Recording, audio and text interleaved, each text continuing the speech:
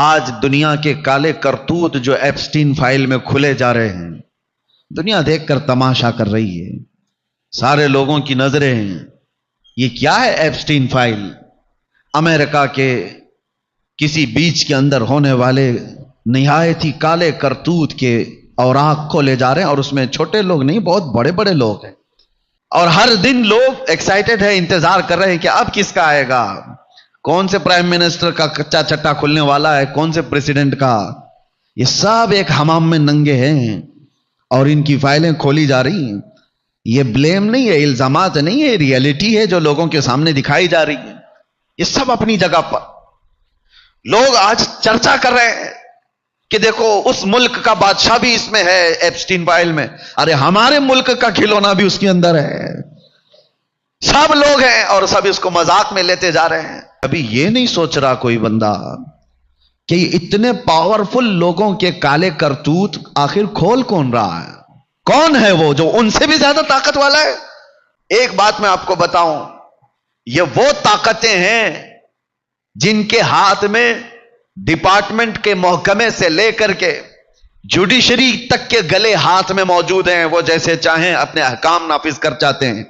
تو دیکھا آپ نے، ارے پورے کے پورے الیکشن کھا جائیں، ویسے لوگ، طاقتور لوگ اپنے گندے اور کالے کرتوت کو آخر کیوں کھول رہے ہیں اور کھولنے کیسے دے رہے ہیں؟ ان کے پاس تو طاقت ہے، ان کے پاس تو پاور ہے، جو بھی ان کے کالے کرتوت کھولے گا اس کو تو یہ پکڑ لیں گے، گلا دبا دیں گے، ختم کر ڈالیں گے۔ لیکن ایک بات میں آپ کو بتاؤں، یہ کوئی اور نہیں کھول رہا، یہ خود وہی لوگ کھول رہے ہیں۔ ہاں، کوئی اور طاقت نہیں ہے۔ امریکہ کا صدر جو اتنا پاورفل مانا جاتا ہو، پوری دنیا میں اس کی طاقت کے چرچے ہوتے ہوں، اس کے سامنے کسی چیز کو روکنے کی ہر چیزیں موجود ہیں۔ پیٹروٹ میزائل کا بادشاہ، پورے نیوکلیئر کا بادشاہ، جس ملک کو چاہے آنکھ دکھائے، جس ملک کو چاہے تباہ و برباد کر ڈالے، کوئی روکنے والا نہیں۔ بڑی بڑی طاقتیں اس کا ہاتھ پکڑنے کی تیار نہیں۔ وہ اپنے گندے کرتوت کو روک کیسے نہیں سکتا؟ روکے گا کیوں نہیں؟ اس کے پاس ساری طاقتیں موجود ہیں۔ لیکن ایک بات کی طرف میں آپ کو اشارہ کر رہا ہوں، یہ فائلیں کوئی اور نہیں کھول رہا، وہ کالے کرتوت کرنے والے یہ سارے طاقتور خود ہی کھولے جا رہے ہیں۔ وجہ کیا ہے؟ یہ پورا نظام دجالی نظام ہے، شیطانی نظام ہے۔ یہ مائنڈ پروگرامنگ کی جا رہی ہے کہ بڑے بڑے لوگوں کے زنا کے کالے کرتوت دیکھ کر عام آدمی پھر یہ سوچنے لگ جائے کہ بڑے بڑے لوگ جب 12 سال کی بچیوں سے بلاತ್ಕಾರ کر سکتے ہیں تو ہم کیوں نہیں کر سکتے؟ دھیرے دھیرے یہ دماغ بنایا جائے، دھیرے دھیرے عام لوگوں کے درمیان زنا کو عام کر دیا جائے۔ اور مجھے وہ بات یاد آتی، اللہ کے رسول صلی اللہ علیہ وسلم نے ارشاد فرمایا، قیامت کے قریب تم دیکھو گے زنا کو اتنا عام کر دیا جائے گا جیسے کتے اور گدھے راستوں پر جوڑا کھاتے ہیں۔ انسان اس طرح سے عام راستوں پر زنا کیا کریں گے اور لوگ ان کو دیکھ کر یوں ہی گزر جائیں گے۔ یہ وہی منظر تو ہے آج، ان کے کالے کرتوت سب دیکھ کر کے لوگ ہنس کر کے آگے فارورڈ کر دیے، ہو گیا ختم، یا تو پھر ڈیلیٹ کر دیا یا شیئر کر دیا۔ یہ مزاج بنایا گیا ہے آج۔ الشیطان یعیدکم الفقر ویأمرکم بالفحشاء، قرآن میں اللہ فرماتا ہے شیطان تمہیں بے حیائی کی دعوت دے گا، تمہیں محتاجی کی طرف بلائے گا۔ یہ بڑا نظام ہے میرے عزیزو۔ ان خبیثوں کا ایک ہی مقصد ہے، خدائی نظام کو توڑ دینا۔ اللہ کا جو نظام ہے، اس نے جو انسانوں کے درمیان نظام قائم کیا، اس کو توڑ دینا ہے، ختم کرنا ہے۔ اس پر ہر طرح کی ممکن کوشش کی جاتی ہے۔ اللہ کا نظام کیا ہے؟ تمہیں پاکیزہ حلال غذاؤں سے تمہیں رزق دیا گیا، اس نظام کو ختم کر دو۔ حلال و حرام کوئی چیز ہی نہیں، ہر چیز کھاؤ، ہر چیز کھاؤ۔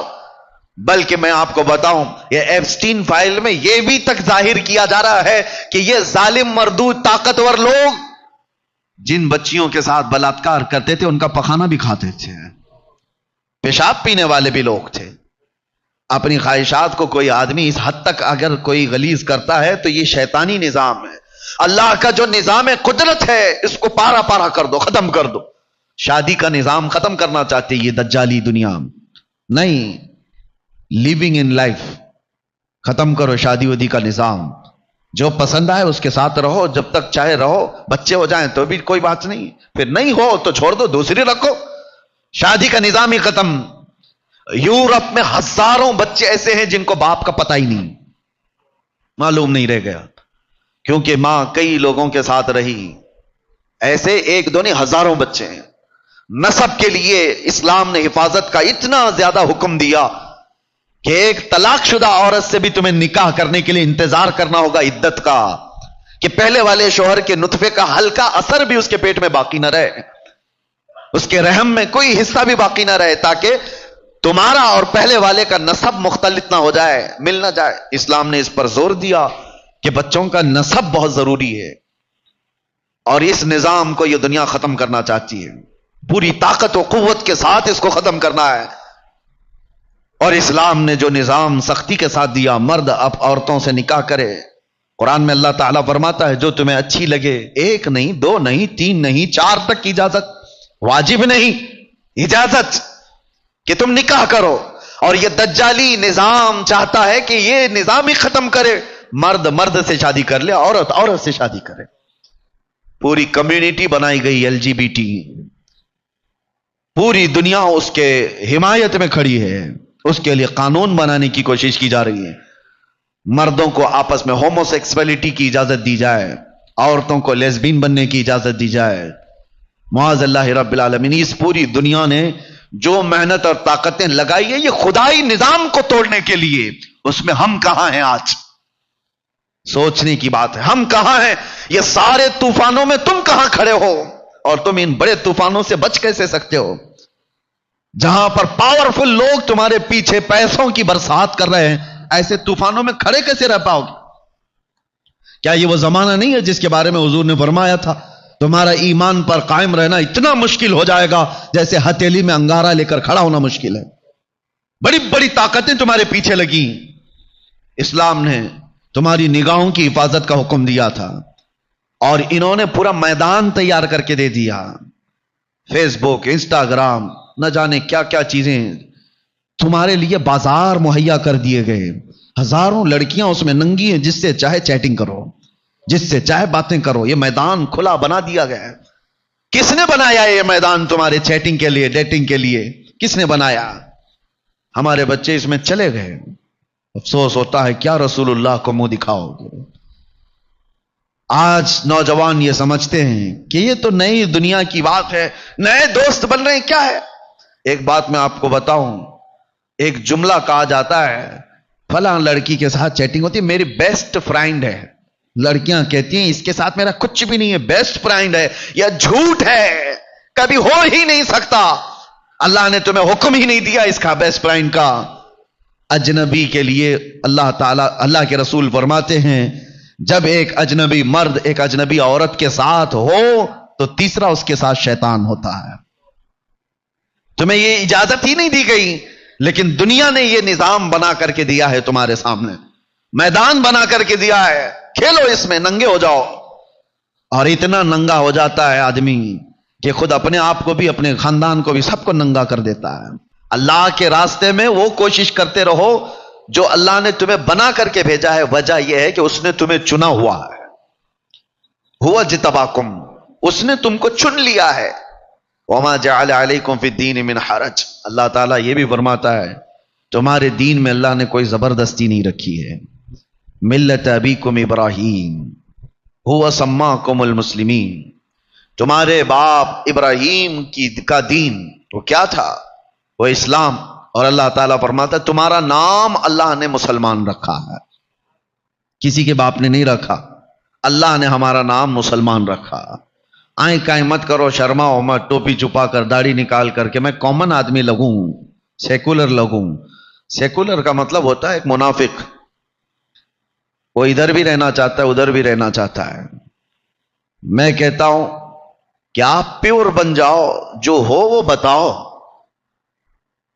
اللہ تبارک و تعالیٰ نے تمہارا نام مسلمان رکھا ہے تو کھل کر کے مسلمانی کا اظہار بھی ہو۔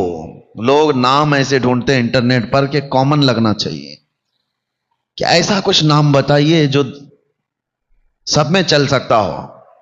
میرے عزیزو، ایک شخص حضور کی بارگاہ میں آئے، کہا بیٹا پیدا ہوا، آقا نام کیا رکھو؟ حضور نے فرمایا محمد رکھو۔ بیٹا پیدا ہوا، محمد نام رکھا۔ چند سالوں کے بعد آئے، دوسرا بیٹا پیدا ہوا. حضور کی بارگاہ میں عرض کیا کہ یا رسول اللہ صلی اللہ علیہ وسلم بیٹا پیدا ہوا ہے، نام کچھ آپ فرمائیں. حضور نے فرمایا محمد رکھو. پھر محمد رکھا. تیسرا بیٹا پیدا ہوا، پھر آئے حضور کی بارگاہ میں، کہا حضور نام کچھ میرے بیٹے کے لیے، تیسرا بیٹا ہوا ہے. حضور نے کہا محمد رکھو. انہوں نے کہا یا رسول اللہ پہلے بیٹے کا نام محمد ہے، دوسرے کا بھی محمد ہے، آپ نے تیسرے کا بھی بتایا. میرے آقا نے فرمایا تجھے کیا فرق پڑتا ہے، ایک گھر میں تین تین محمد ہو جائیں. اور یہ فرمایا گیا کہ جس کا نام محمد ہوگا قیامت کے دن جیسی ہی اسے پکارا جائے، سنو ہوگا یہ محشر کے میدان میں. روایات بتاتی ہیں کہ سب سے پہلے فرشتے حضور پاک صلی اللہ تعالی علیہ وسلم کا نام لے کر پکاریں گے، محمد کہاں ہیں؟ اس لیے کہ محشر میں سب کے نام چلیں گے، ہمارا بھی نام ہوگا، آپ کا بھی نام ہوگا. حضور کا نام لے کر جیسی ہی پکارا جائے گا تو جتنے محمد ہوں گے سب دوڑ کر کے آ جائیں گے. فرشتے کہیں گے نہیں تم کو نہیں بلایا گیا ہے، وہ محمد ابن عبداللہ آمنہ کے بیٹے کو بلایا گیا، رسول اللہ کو. رب تعالیٰ فرماتا ہے میرے نام نبی کے نام پر آئے ہیں، سب کو بخش دو، اب واپس مت کرو، ایمان کے ساتھ آئے تھے. یہ نام رکھنے کا وہ اثر ہے میرے عزیزو. یہاں لوگ چھپانے کی کوشش کر رہے ہیں، سیکولر بننے کی بات کی جا رہی ہے. آپ کو اللہ تعالیٰ نے جس دین پر رکھا ہے اس کا کھل کر کے اظہار ہو. میں ایک بات اور بھی کہتا ہوں، ہاں اظہار تو کرتے ہیں، ہم بہت زیادہ کرتے ہیں، شو شائننگ میں بہت زیادہ ہے ہماری قوم. کہاں پہ پھول برسائیں گے ہمارے اوپر، ایک ایک کنٹل پھول. کسی جلسے میں جاؤ تو ہم دیکھتے ہیں اور کاروں کی قطار ہے. پوچھنے پر پتا چلا کہ ہم اپنی شان کا اظہار کیوں نہ کریں. شان کا اظہار یہ کچرا کر کے پھولوں کی برسات کرو، پنڈال لگاؤ، بہت بڑے بڑے کمکمے لگاؤ، جھنڈیاں لگاؤ، پھر پتا چلتا ہے جلوس میں ساری چیزیں اس لیے کہ اسلام کا اظہار کر رہے ہیں. ارے نادان، اسلام کا اظہار تیرے چہرے پہ ہوتا، تیرے لباس میں ہوتا. تم نے اپنے جسم پر اظہار تو نہیں کیا اور چیزوں میں اظہار کرنے کی کوشش کر رہے ہو. مسجدوں کے مینار اتنے بلند ہو گئے، اس کی داڑھی 2 انچ بھی بڑی نہیں ہوتی. مسجدوں کو کتنی اوپر تک بنا دیا گیا ہے، تم نے اپنے آپ میں اظہار کیوں نہیں کیا؟ میں اکثر ایک بات کہتا ہوں، تم لڑتے ہو جھگڑتے ہو روزانہ اپنی داڑھی سے، اور یہ داڑھی بھی بڑی ضدی ہے. روز صاف کرتا ہے بیچارہ، داڑھی کو بولتا ہے نہیں میں مرد نہیں ہوں. وہ صبح نکل کے آتی ہے اور پھر بولتی ہے نہیں تو مرد ہے. پھر وہ نکالتا ہے. یہ اس کا جھگڑا تو زندگی بھر چلتا رہتا ہے، وہ ساتھ چھوڑتی نہیں اور یہ رکھتا نہیں. اس کو مذاق مت لو. یہ بات اس لیے میں عرض کر رہا ہوں کہ اللہ کے نبی صلی اللہ تعالی علیہ وسلم سے محبت کرنے والا دنیا داروں کے چہروں کو کیوں اپنانے لگ گیا؟ حضور سے محبت کرنے والے کو ڈر کس کا ہے؟ کس کا ڈر ہے؟ دنیا کا ڈر ہے کہ تمہیں دنیا تانا دے گی. یہ کیسے چہرے ہیں؟ مجھے بات یاد آتی ہے، مولانا علی برادران 2 لوگ تھے آزادی کے موقع پر، محمد علی جوہر اور شوکت علی. ناگپور میں گیا تھا، ایک بہت بڑے مفتی ہیں، انہوں نے مجھ سے کہا تھا کہ آزادی کے موقع پر یہ دونوں مولانا لوگوں نے ایک بڑی بات کہی تھی. کہا کیا؟ کہا 15 منٹ کے لیے وہ آئے تھے اور سارے مسلمان استقبال کے لیے گئے. اس وقت بھی حالات بڑے خراب تھے، سب جگہ پر تعصب بھرا ہوا تھا، مسلمانوں کے خلاف بڑی بڑی سازشیں چل رہی تھی. اس وقت لوگوں نے پوچھا کہ آپ قائدین ہیں، کچھ بتائیں کیا کرنا چاہیے. انہوں نے کہا بہت بڑی طاقت وغیرہ جمع کرنے کی ضرورت نہیں، 2 چیزیں پابندی سے کر لو، دیکھو. پھر کہا کیا 2 چیزیں؟ کہا کہ ان کی بات میں کہہ رہا ہوں، سارے جتنے لوگ ہیں سب لوگ داڑھی رکھ لو اور سب لوگ ٹوپی پہن لو. کہا اس سے کیا ہوگا؟ کہا تمہیں پتہ نہیں، اللہ نے اسلامی شکل میں وہ رعب عطا فرمایا ہے. وہ رعب عطا فرمایا. تم ہو کروڑوں کی تعداد میں لیکن دکھتے کہیں نہیں. تم کامن بن کر کے جی رہے ہو، سیکولر بن کر کے جی رہے ہو، اپنے دین کو چھپا کر جی رہے ہو. اور دیکھو ہزاروں کے مجمع میں 4 سکھ بھی ہوں گے تو لگتے ہیں کہ ہاں سکھ برادری کے لوگ ہیں، کیونکہ انہوں نے اپنی شناخت کو برقرار رکھا، اپنی پہچان کو برقرار رکھا. وہ ہزاروں میں 4 بھی ہوں تو نظر آتے ہیں، اور تم لاکھ بھی ہو تو نظر نہیں آتے. پوچھنا پڑتا ہے نام کیا ہے تمہارا، وہاں سے بھی نہیں سمجھ میں آتا. اس نے راجو نام بتا دیا، وہ ادھر بھی ہے ادھر بھی ہے، سمجھ میں نہیں آیا تو باپ کا نام پوچھنا پڑتا ہے، باپ کا نام کیا ہے، اس نے ببلو بتا دیا. राजू से भी नहीं समझ में आया, बबलू से भी नहीं समझ में आया इधर का है कि उधर का है, दादा तक जाना पड़ता है। क्या ये हमारी पहचान है? अल्लाह के रसूल सल्लल्लाहु ताला अलैहि वसल्लम ने जिन सहाबा को अपने मुआशरे में रखा, अल्लाहु अकबर, उनकी पहचान क्या थी? एक रोमी बादशाह ने हुजूर सल्लल्लाहु ताला अलैहि वसल्लम के एक सफीर का कैसा इस्तकबाल किया था। एक सहाबी रोम गए हुए हैं और वहां के बादशाह से मुलाकात है, हुजूर का तर्जुमान बन करके गए, एम्बेसडर बन करके गए। रोम या दूसरा बेजेंटीन का किसी इलाके की बात है। उस बादशाह ने आपके, वो सहाबी हजरत नौमान, उनके एजाज में कालीन बिछा दिया रेशम की, और कुर्सी लगा दिया सोने की कलाई की हुई कुर्सी, क्योंकि धाक बैठी हुई थी अरब की लोगों के दिलों में। मोहम्मद रसूलुल्लाह सल्लल्लाहु अलैहि वसल्लम के सहाबा की फुतूहात सब जगह चर्चे में थी। जाहिर सी बात है उस वक्त इज्जत देने के लिए किया गया, रेशम का कालीन और सोने की कलाई की हुई कुर्सी लगाई गई। वो सहाबी रसूल के इस्तकबाल में, हुजूर के नहीं, हुजूर के तर्जुमान, हुजूर के सफीर, जैसे ही वो आए उन्होंने देखा, अपनी तलवार से उन्होंने वो कालीन को उठा के फेंक दिया, जमीन पर चल करके आए, कहा कि इस पे कदम नहीं रखूंगा, हटा दिया गया। अरे रेड कारपेट आज किसके लिए नहीं बिछाया जाता है? उस जमाने में रेशम का कालीन का मतलब होता है सबसे महंगी कालीन उनके लिए बिछाई गई। फिर जब सोने की कुर्सी पर बैठने का वक्त आया तो उन्होंने उसको भी धक्का देकर गिराया, आम सादा कुर्सी मंगवाई, उस पर बैठे। तो वो वक्त का जो बादशाह था उसने कहा कि इतना गुरूर है आप लोगों के अंदर, इतना एटीट्यूड, हमारी दी हुई चीजों का इस्तेमाल ना करना, ये क्या है? हजरत नौमान ने कहा एटीट्यूड, गुरूर, तकब्बुर नहीं है। बात दर हकीकत यह है कि मेरे नबी सल्लल्लाहु अलैहि वसल्लम ने मर्द को रेशम का इस्तेमाल हराम फरमाया, और गोल्ड का, सोने का इस्तेमाल मेरे नबी ने मर्दों के लिए हराम फरमाया है। इसलिए मैंने तुम्हारे रेशम का भी इस्तेमाल नहीं किया, तुम्हारे सोने का भी इस्तेमाल नहीं किया। कहने वालों ने कहा वो अरब के रसूल हैं, आप कहां आए हो? यूरोप में आए हो, वो अरब में बैठे हुए मदीने में हैं और तुम यहां पर हो।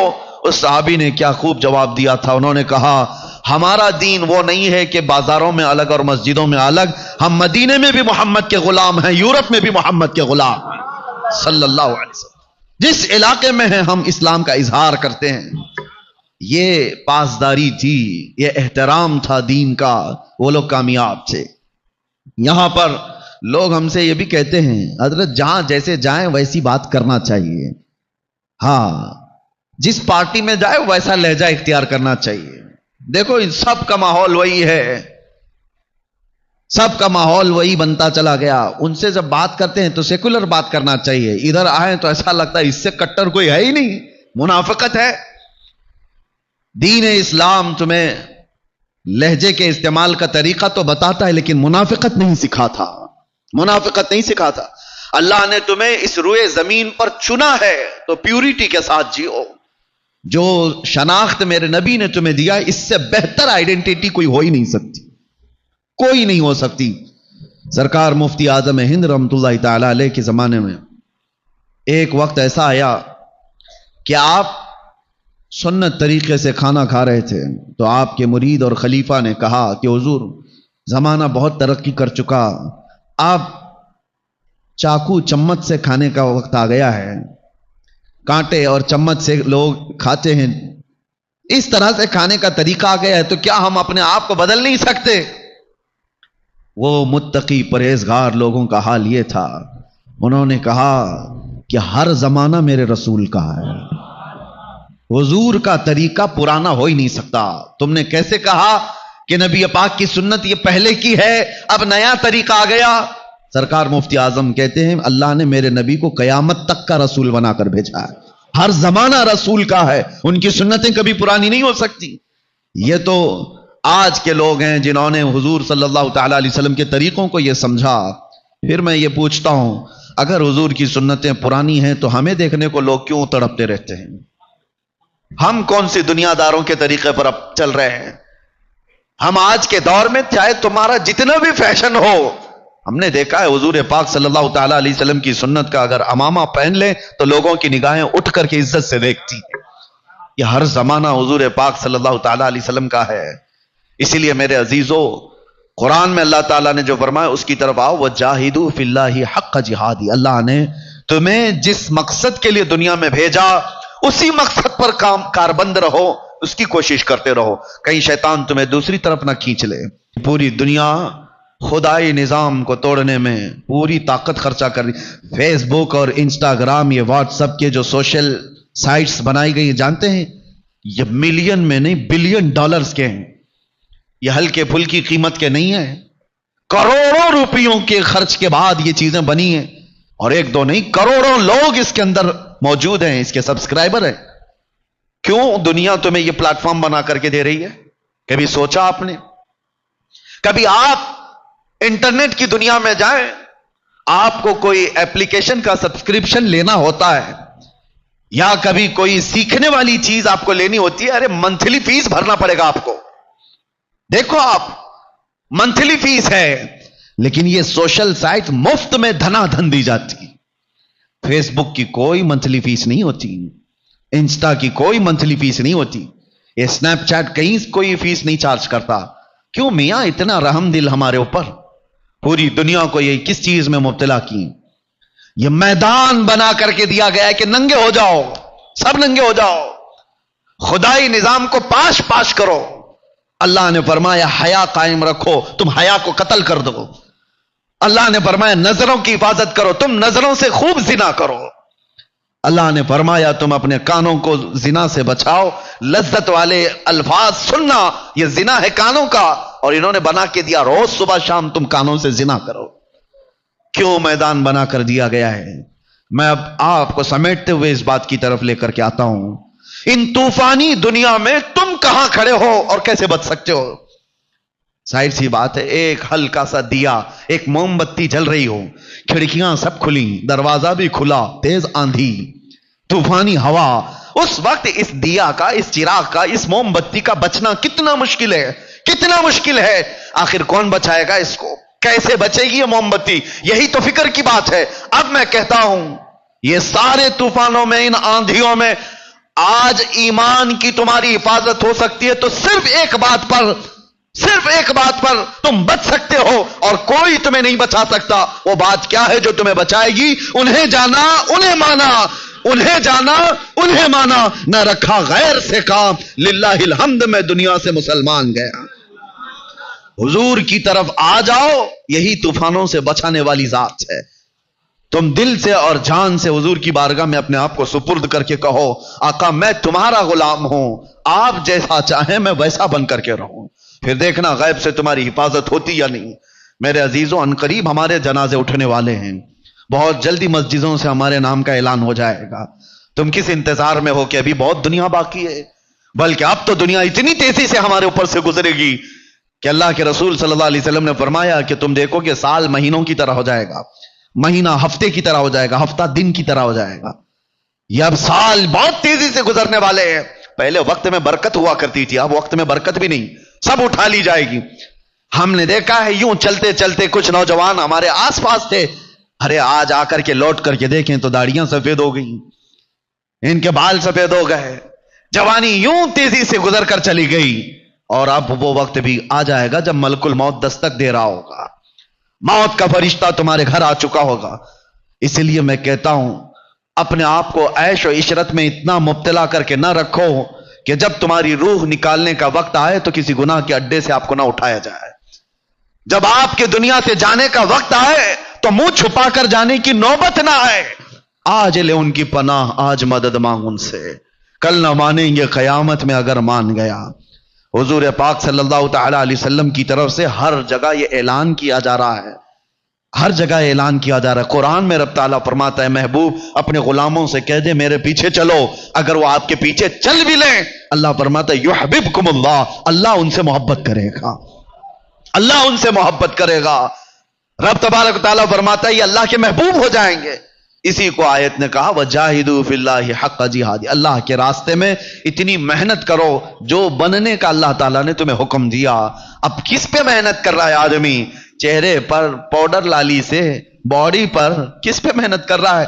ارے میں تو ان نوجوانوں کو دیکھا فجر میں 5 بجے اٹھ کر جیم جا رہے ہیں اور بڑے بڑے ہتھوڑے اٹھا رہے ہیں، کیا کیا ڈمبل اٹھا رہے ہیں، اور بڑی محنت کے ساتھ پسینے میں شرابور ہو کر کے آ رہے ہیں، کیا کر رہے ہیں، باڈی بنا کر کے آ رہے ہیں، اور گزرتے چلے گئے اور 2 رکعت نماز پڑھنے کی توفیق نہیں ملی، فجر کی 2 رکعت نہیں پڑھ سکے۔ تم بڑے طاقتور ڈمبل اٹھا کر کے آئے اور پتہ نہیں کتنی محنت والے ورک آؤٹ کر کے آ رہے ہیں جسم بنانے کے لیے۔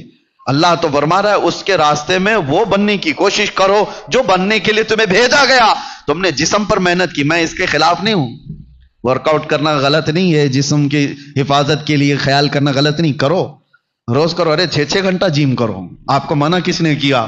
لیکن تمہاری روح کو اتنا بیمار نہ کرو کہ اندر سے بدبو آنے لگ جائے، روح کو اتنا غلیظ نہ کر دو گناہوں سے کہ تمہاری آنکھوں سے حیا ختم ہو جائے، تمہارے دل کے اندر گندگیوں کی آماجگاہ ہو جائے۔ جسم بناؤ، لیکن ایسا جسم بناؤ جیسے خالد بن ولید کا تھا۔ ہاں، وہ رسول اللہ کے وہ غلام تھے۔ ارے آج کا کون جوان ہے، لاؤ کوئی باڈی بلڈر۔ خالد بن ولید رضی اللہ تعالیٰ عنہ ایک ہاتھ میں تلوار اٹھاتے تھے تو 35 کلو کی تلوار تھی، دوسرے ہاتھ میں ڈھال پکڑتے تھے تو 40 کلو کی ڈھال ہوتی، اور ایسے میں لڑتے بھی تھے، یہ نہیں کہ اٹھا کر کے چل رہے ہیں۔ ارے 35 کلو کی تلوار اٹھا کر کے ضرب لگائے کوئی، بچے گا کیا سامنے والے کا؟ 35 کلو کی جب وار پڑے اور وہ بھی فل سپیڈ میں، بچے گا کیا؟ وہ طاقت تھی۔ خالد بن ولید کی شکل اور ان کا حلیہ اگر معلوم کرو تو کون سے کاجو بادام کھاتے تھے، وہ کون سا معجون کھاتے تھے، ان کو کون سا وے پروٹین دیا جاتا تھا؟ سوچا کبھی، پوچھا کبھی خالد بن ولید کی طاقت کا حال؟ بلکہ وہ خود کہتے میرے پورے جسم میں ایک بالشت جگہ بھی باقی نہیں جہاں زخم نہ لگاؤ، زخم نہ لگا۔ اور جنگ موتا میں وہ کہتے ہیں 9 تلواریں میرے ہاتھ سے ٹوٹی، وہی 9 تلواریں ٹوٹی، اور پوری زندگی میں 125 جنگیں لڑی ہیں۔ تم نے اتنے میچ نہیں کھیلے ہوں گے، اور وہ جان کی بازی لگانے والے سیف اللہ المسلول۔ اور قسم خدا کی میں آپ کو کہہ رہا ہوں، حیرت ہوتی ہے پڑھ کر کے کبھی تاریخ، ایک جنگ میں بھی شکست کبھی نہیں لی، لیکن راز یہ تھا کہ وہ اپنے امامے کی حفاظت کرتے تھے۔ جنگ میں ایک بار امامہ گر گیا، ایک کافر نے گردن پر تلوار رکھ دی، آپ نے تلوار کی طرف توجہ نہیں کی، پگڑی کی طرف توجہ، اٹھا کر کے لائے۔ وہ ڈر گیا کہ میں مار سکتا تھا، گردن اڑا سکتا تھا، یہ تو ٹوپی اٹھانے گیا۔ اس نے پوچھا کہ تم خالد بن ولید ہی ہو، سپہ سالار اسلام ہو؟ جنگ کے حالات میں ایسا کون کرتا ہے کہ گردن بچانے کی بجائے ٹوپی بچانے چلا جائے؟ خالد بن ولید نے کہا میرا یقین یہ ہے، میں اپنے طاقت کے بل بوتے نہیں لڑتا، اس ٹوپی میں رسول اللہ کے 3 منہ مبارکہ ہیں، اس امامے میں رسول اللہ کے 3 منہ مبارکہ ہیں، اس نسبت پر فخر ہے جو خالد کو سیف اللہ بنا چکی ہے۔ عزیزان گرام وقار، وہ صحابہ تھے، فخر کرتے تھے تو نسبت مصطفیٰ پر، ان کے پاس طاقت و قوت تھی تو نسبت مصطفیٰ سے، انہوں نے راج کیا ہے، حکومتیں کی ہے تو نسبت مصطفیٰ سے۔ عمر ابن خطاب رضی اللہ تعالیٰ عنہ یہی تو کہتے ہیں 36 لاکھ اسکوائر کلومیٹر پر تنہا حضرت عمر کی نگرانی تھی، اور وہ بھی ایسی نگرانی کہ مدینے میں بیٹھے ہیں اور ملک شام میں ایک ماں اور بیٹی دودھ میں پانی ملانے سے ڈر رہے ہیں، اور کہتی ہے بیٹی ماں سے، ماں پانی مت ملانا دودھ میں، عمر کی حکومت ہے، عمر ابن خطاب کی حکومت ہے، ان کی خلافت ہے۔ یہ کہاں سے آتا ہے یہ پاور؟ انہی سے سنو۔ حضرت عمر کہتے ہیں میری حیثیت تو اتنی ہے کہ میں خطاب کا بیٹا عمر، بچپن میں مجھ سے 2 بکریاں نہیں سنبھلی جاتی تھی، میرا باپ مجھے روز مارتا تھا، لیکن جب تک بکے نہ تھے تو کوئی پوچھتا نہ تھا، حضور کے قدموں سے وابستہ ہوا تو عمر ابن خطاب کہتے ہیں میں وہی خطاب کا بیٹا ہوں عمر، لیکن آج میں 36 لاکھ اسکوائر کلومیٹر پر تنہا حکومت کرتا ہوں، اس لیے کہ محمد عربی کا غلام عمر ہوں۔ نسبت رسول اللہ کی، یہی تمام چیزوں کی طاقت کا راز ہے، قوت کا راز ہے، تمہاری سربلندی کا راز ہے، ہماری عزتوں کا راز ہے۔ یہ ساری چیزوں کی طرف آپ کی توجہ ہو۔ ایک بار نوجوان اٹھ جائے اور یہ طے کر لیں کہ ادھر ادھر کی چھوڑ میں میرے مصطفیٰ کی قدم کی طرف نکلتا ہوں، دیکھنا عزتیں تمہارے گھر پر دستک دیں گی۔ لوگ آج بھی اس انتظار میں ہیں کہ وہ جوان کہاں چلا گیا جس کے چلنے سے محلے میں خوشبوئیں آیا کرتی تھی، وہ جوان کہاں چلے گئے جن کی باتیں سننے کے لیے لوگ کان کھڑے کیا کرتے تھے۔ آج لوگ اپنے دروازے کیوں بند کر لیتے ہیں عیاش نوجوانوں کو دیکھ کر کہ ان کے گزرنے سے کہیں ہماری بیٹیوں کی عزت نہ پارا پارا ہو جائے؟ وہ بچے کیوں آ گئے اس لیے ان تمام مادیات سے ہٹ کر کے بارگاہ مصطفیٰ میں آنے کی میری ایک ہی دعوت ہے، میرا ایک ہی عنوان ہے کہ محمد سے وفا تو نے تو ہم تیرے ہیں۔ یہ جہاں چیز ہے کیا، لوح و قلم تیرے ہیں۔ رب تبارک و تعالیٰ جب تک سانسیں باقی ہے حضور کے قدموں میں عزت کی زندگی عطا فرمائے، ناموس مصطفیٰ پر پہرے داری کی آخری دم تک مولا ہمیں توفیق عطا فرمائے۔ ان دجالی نظام اور شیطانی نظام اور ان طوفانی ہواؤں میں مولا ہمارے ایمان کی سلامتی عطا فرمائے، ہمارے عقیدے کی حفاظت عطا فرمائے، ہمارے قیامت تک پیدا ہونے والی نسل کو عشق مصطفیٰ میں پیدا فرمائے، ہماری اولاد کو، ہمارے گھر کو، ہمارے خاندانوں کو بد عقیدہ اور گمراہ ہونے سے مولا حفاظت فرمائے۔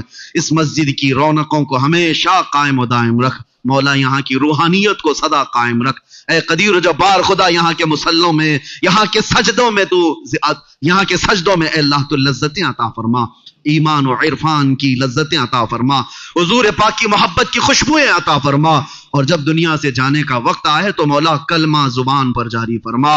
وآخر دعوانا ان الحمدللہ رب العالمین۔ السلام علیکم۔ شعبان کا مہینہ ختم ہونے کو آ گیا اور یہ آخری جمعہ ہے، اب اگلا جمعہ آپ کا رمضان میں آئے گا۔ سب سے پہلے توبہ اور استغفار۔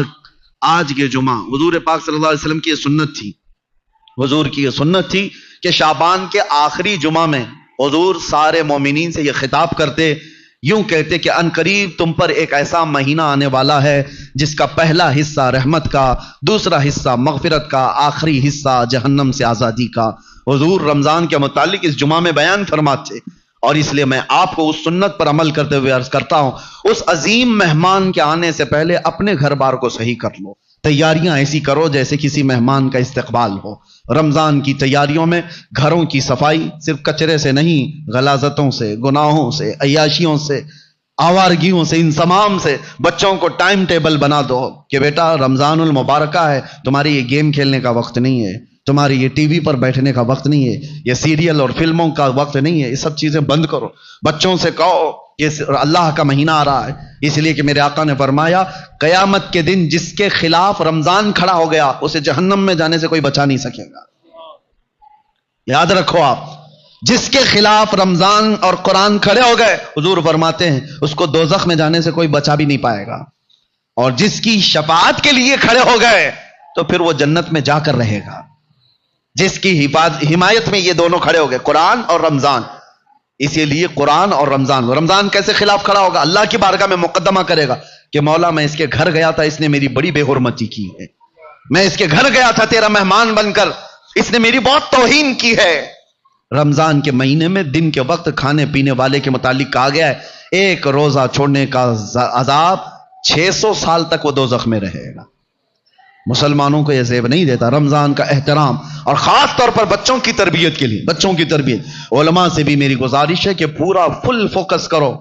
ہم یہاں ہوتے تھے یا جب بھی میرے الحمدللہ میرا معمول ہے رمضان میں فل پیکج، صبح سے لے کر رات تک ہم تو مصروف ہی رہتے تھے۔ وجہ یہ ہے کہ ان کو شیطان کی وہ ڈالی ہوئی عادتوں کی طرف نہ بھیجا جائے۔ ایک مہینہ تو ہے جو اللہ تعالیٰ نے شیطان سے آزاد کر کے دیا، اس میں اگر دل کو پاک نہیں کیا تو پھر کب پاک کرے گا؟ بچوں کو خاص طور پر ایک چیز کی طرف لے آؤ، ان کے یہ موبائل کی دنیا، بہت سارے ماں باپ، کل میں آپ کو دیکھ رہا ہوں ماں باپ ہم سے کہہ رہے ہیں کہ ہماری بات سے اب بچے مانتے نہیں، ڈر لگ رہا ہے ان کو بولیں گے تو الٹ پلٹ کر دیں گے، مار پیٹ کرنے لگ جائیں گے۔ آج یہ نوبت آ گئی ماں باپ کی کہ تم بچوں کو روک نہیں سکتے، ان کے ہاتھ سے موبائل نہیں لے سکتے۔ اکثر گھروں کا حال ہے یہ، میں آپ کو بتا رہا ہوں، اکثر گھروں کا، لے کر کے دکھاؤ۔ یہ تو ایسا نشہ ہے جیسے چرسی اور گنجیڑی کو چرس اور گانجے سے روکا جائے تو وہ مار پیٹ پہ آ جاتا ہے، اس سے بڑا نشہ ہو گیا ہے۔ رمضان بہترین مہینہ ہے ان کی تربیت کے لیے، سب لوگ یہ عہد کرو، ان سے کہو ٹھیک ہے موبائل تمہارے ہاتھ میں رہے لیکن اللہ سے ڈرتے ہوئے کبھی بھی گندی تصویریں تو دور کی بات ہے، تمہیں گیم کھیلنے کی بھی اجازت نہیں ہے، اپنے آپ کو انٹرٹینمنٹ کے لیے وقت ٹائم پاس کرنے کے لیے نہیں ہے۔ اور اعتکاف میں جانے والے جو موبائلوں کے ساتھ اعتکاف کرتے ہیں وہ کیا بھلا اعتکاف کر رہے ہیں، ساری دنیا لے کر کے بیٹھتے ہیں۔ اللہ تبارک و تعالیٰ ان فواہشات سے ہماری حفاظت فرمائے۔ آپ سب رمضان کی تیاریوں میں اپنے بچوں کی تربیت پر خاص توجہ دیں۔ ہمیں ڈر لگتا ہے کہ کل کو یہ بچوں کے ساتھ جو ہونے والا ہے، جو وقت آنے والا ہے، بہت ڈر لگتا ہے۔ اس لیے میں بار بار تاکید کر رہا ہوں کہ اللہ ان کے ایمان کی حفاظت عطا کرے، ان بچوں کا ایمان سلامت رہے، ورنہ دنیا ان کے ایمان کی ڈاکو ہے۔ اللہ تعالی ہم سب کے بھی ایمان و عقیدے کی حفاظت فرمائے۔ السلام علیکم ورحمۃ اللہ وبرکاتہ۔